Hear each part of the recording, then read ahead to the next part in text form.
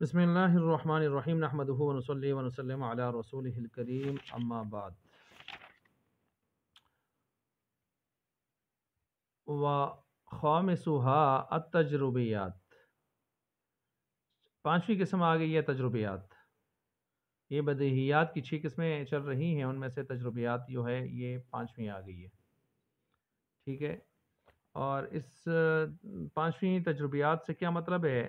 یعنی تجربیات میں وہ ایسے قضایا آتے ہیں کہ جن میں عقل بار بار ایکسپیرئنس کرتی ہے، کسی چیز کا تجربہ کرتی ہے، اور بار بار کے مشاہدات کے یا تجربہ کرنے کے ساتھ پھر عقل کسی چیز کا حکم لگاتی ہے، تو یہ حکم جو تجربات سے متعدد بار گزر جائے کوئی چیز اور اس پر حکم لگے، تو یہ عام طور پر بدیہی کے درجے میں ہوتا ہے کہ اس کا انکار نہیں کیا جا سکتا، سب اس کو مانتے ہیں، کیوں تجربے میں ایک چیز بار بار آئی ہوتی ہے، مشاہدہ کیا گیا ہوتا ہے اس کا باقاعدہ۔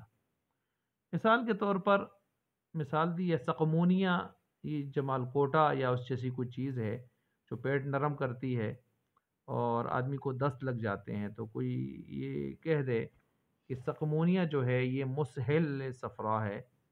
کیا مطلب؟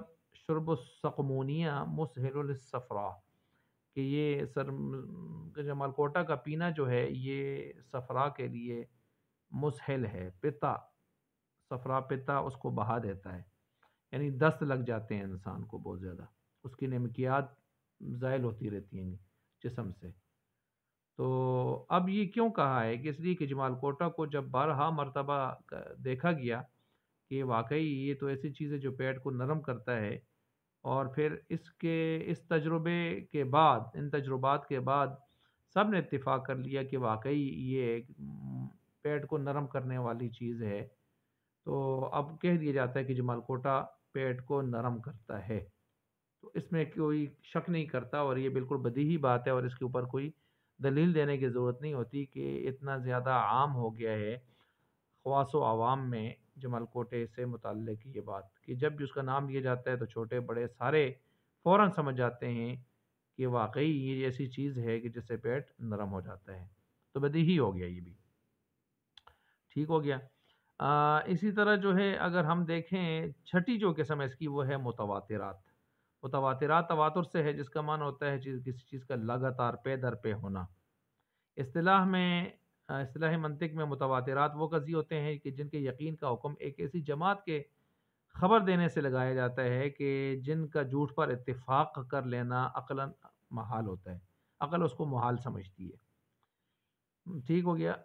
مثال کے طور پر کوئی کہے جی سعودی عرب میں مکہ ہے، مکہ کہاں ہے؟ سعودیہ میں ہے۔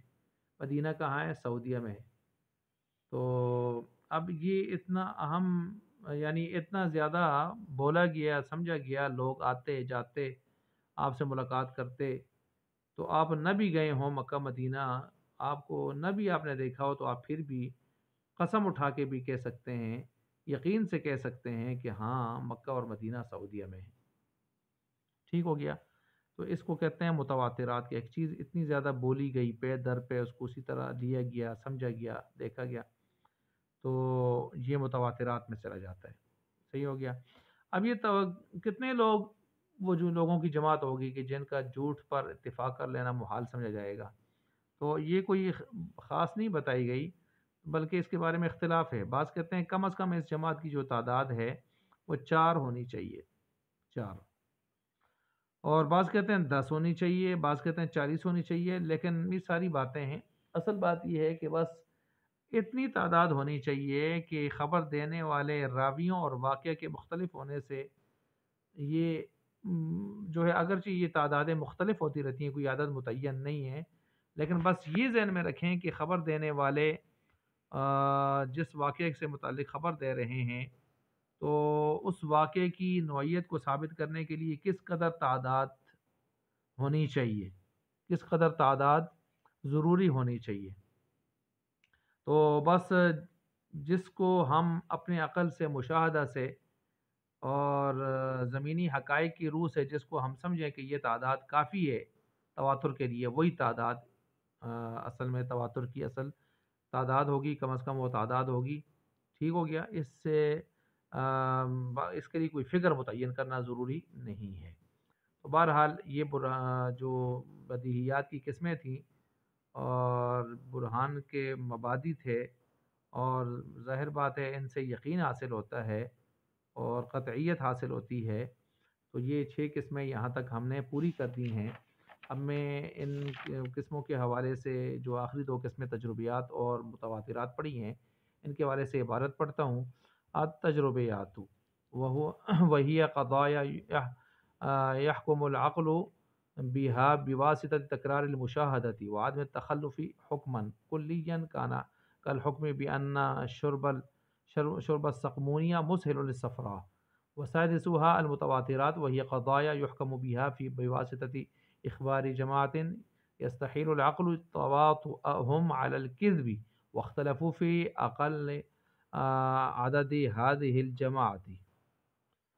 قيل إن أقله 4 وقيل 10 وقيل 40، والأشبه أن هذا العدد يختلف باختلاف حال الذين أخبروه واختلاف الواقعة، فلا يتعين عدد، والضابط أن يبلغ إلى حد يفيد اليقين. هذه 6 هذه هي مبادئ البراهين ومقاطع الدلیل ومنتهى اليقین.